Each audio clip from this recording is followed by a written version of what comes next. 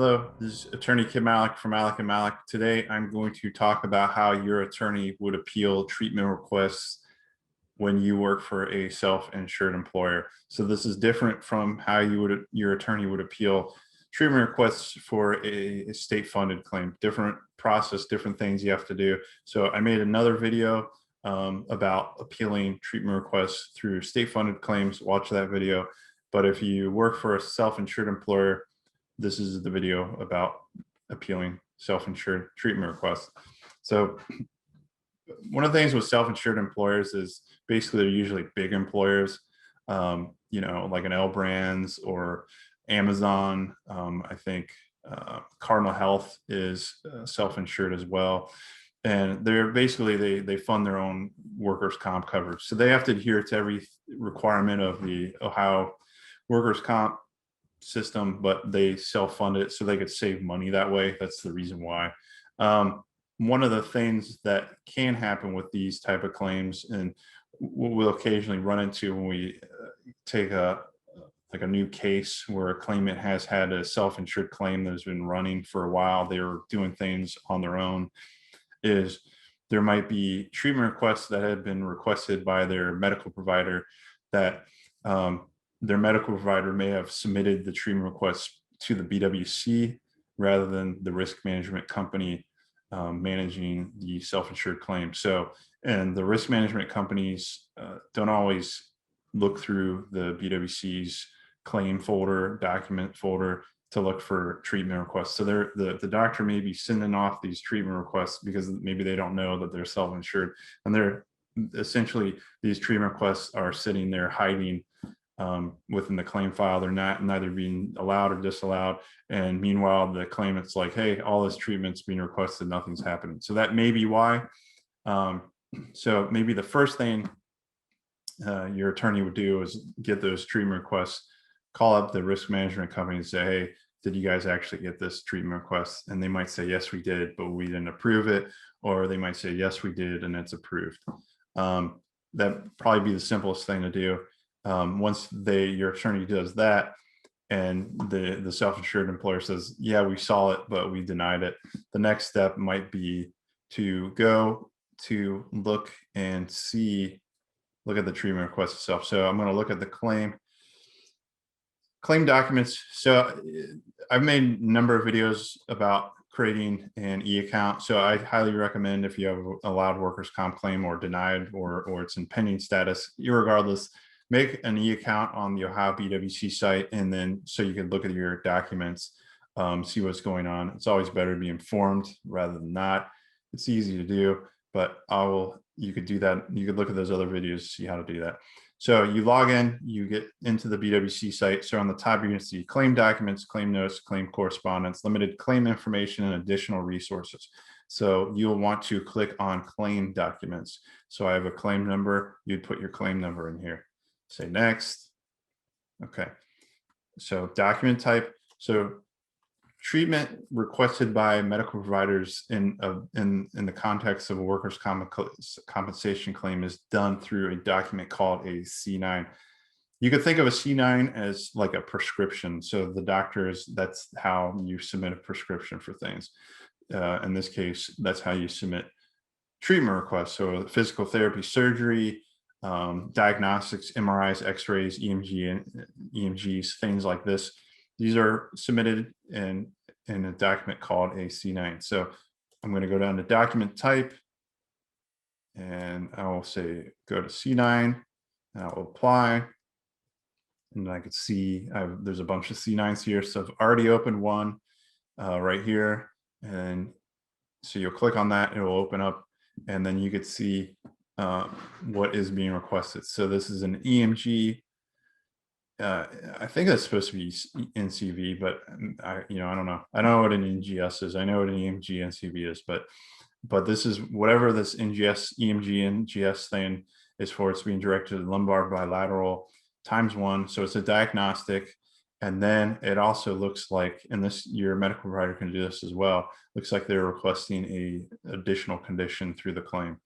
So, and again, this is a self-insured claim. So this is we have to go through a different step than what we would with the state funded. You could see the provider's name and the date that it was requested. Looks like November 4th, 2020. And then, so this is what I mean.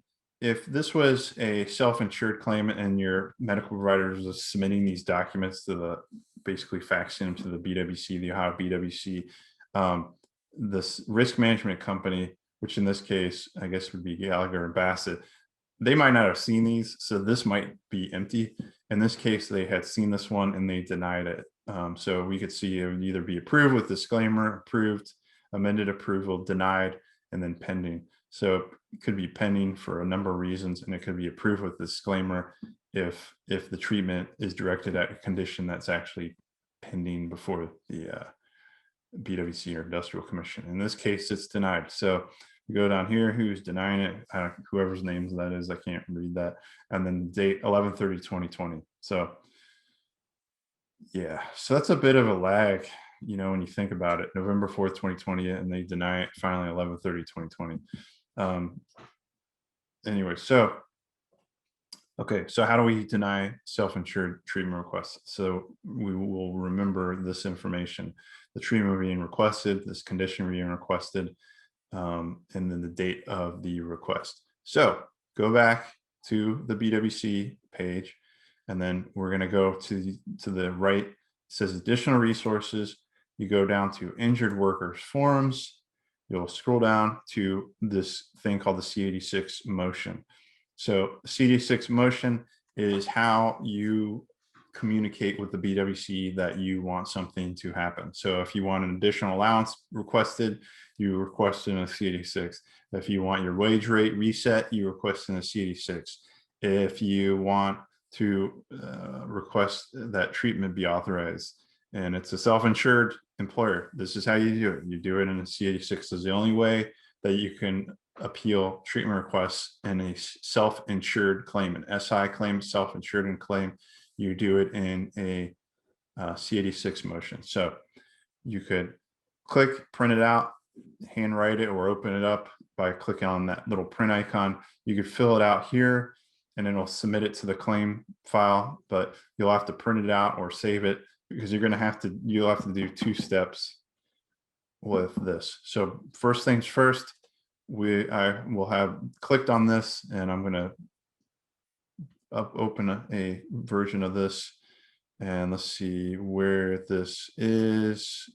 I think I have a window with this already open. So it's a 2-page thing. So this basically explains what you got to do. You can read that, but this is the actual motion. So you put your name, claim number, your address, city, state, the demographic information goes here. And then this is the request being considered.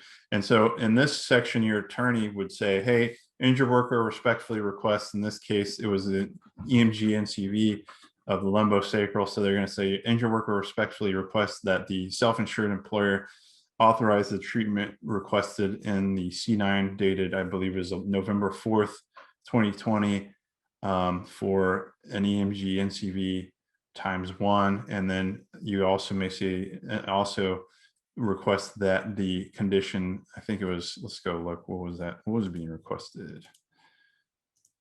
What's the condition? Sprain of the sacroiliac, sprain of the SI joint. So we would write that in here. And then the supporting evidence we would put, and in this, you would say the date of the C9. So I believe the C9 was 11/4/2020. And then you might put, so a lot of times with treatment requests, you want to put the evidence that you're going to rely upon. A lot of times will be the medical notes that accompany the visit that you had in relation, you know, contemporaneous to that treatment request. So for instance, this was 11/4/2020. The doctor probably saw him either on 11/3/2020 or 11/4/2020. So you would look at those treatment notes, and it'd probably say the reason why they want the treatment in those treatment notes. But your attorney may also look into other medical information, particularly like additional allowance requests. You might look in, you know, ER records, treatment notes, diagnostics that are relied upon, the causal report from that medical provider, whatever. Right here, it says signature applicant. If your attorney's submitting it, they're going to sign, date, and then they'll click authorize representative. Okay, so they save that, and then the next step, go back here, and so let's go look at my claim. So you'll notice it's a self-insured claim. There's no managed care organization. That's kind of the definition of self-insured claims. That's why we have to submit these motions. There's not going to be a managed care organization. So what we got to do with this treatment request is two things, or this motion. So you're gonna take your C86 motion, and you're gonna take the actual C9, and then you're gonna need to fax or email to the risk management company. Sometimes they'll have the fax number, but in this case they don't. So you would have to have that information. Your attorney will have that information because they'll deal with these people all the time. You probably don't have this information. So you would, if you're doing this pro se, which I don't recommend, get an attorney involved, please, particularly with these SI claims, but you'll need to find that. So this is Gallagher Bassett will have their information. And what we would do is we would send the motion, CA6 motion and the C9 to Gallagher Bassett and say, hey, this is the motion in the C9 that we've sent you. We'd fax it to them or email it to them. However we get it to them, we'd send it to them. And then this is important. The next thing is, you'll notice here, it will say service office, self-insured. You'll go to the claim representative, and this guy's Glenn T, whoever that is, and you'll need to email to Glenn T. Basically, your attorney will email saying, hey, Glenn T, and you might attach the motion in C9 to the email you're sending to Glenn, but say, hey, Glenn, give notice to the self-insured employer that we've submitted, regarding this this request to have the treatment paid by the self-insured employer. Give them notice. So, and why that's important is because if you just fax this to the BWC claim, it's going to fall on deaf ears. What they have to give notice to the SI employer. The SI employer, and what they'll do is they'll send a document to the SI employer, and they'll say, hey, do you authorize this or not? And then and they'll say they have 30 days to respond. So you have 30 days to respond. If you don't respond, SI employer, the issue will be referred to a hearing before the industrial commission. So it'll say, hey, I approve or I deny. So, and basically if they approve it, awesome. But you probably wouldn't be going through all this hassle if they've approved it. But so they'll say deny or they won't respond. In which case, if they deny it, then that'll get back to Glenn. Glenn will refer that to the industrial commission. They'll set it for a hearing. Your attorney and you will argue why this treatment is necessary, but it's a 30-day thing. So from the time they send it to Glenn, it's 30+ days, and then he'll either, they'll either approve it, but more than likely he's going to refer it to the industrial commission. But if they don't get notice, then it'll still stick in limbo. And so sometimes with these SI claim reps, we have to remind them, hey, did you send notice to this? Did you send notice? A lot of times there's a lot of tapping on people's shoulders. And that's a lot of what we do, is tap people on the shoulder, say, hey, see this thing, you got to do it. So once that happens, it goes, like I said, to the IC, and then we argue for that treatment. That's how you appeal self-insured treatment denials and self-insured additional allowance requests via the C86 motion. It's different than state-funded claims. They go through this whole ADR process, and you send the treatment denials in something called a C11 document. Different process.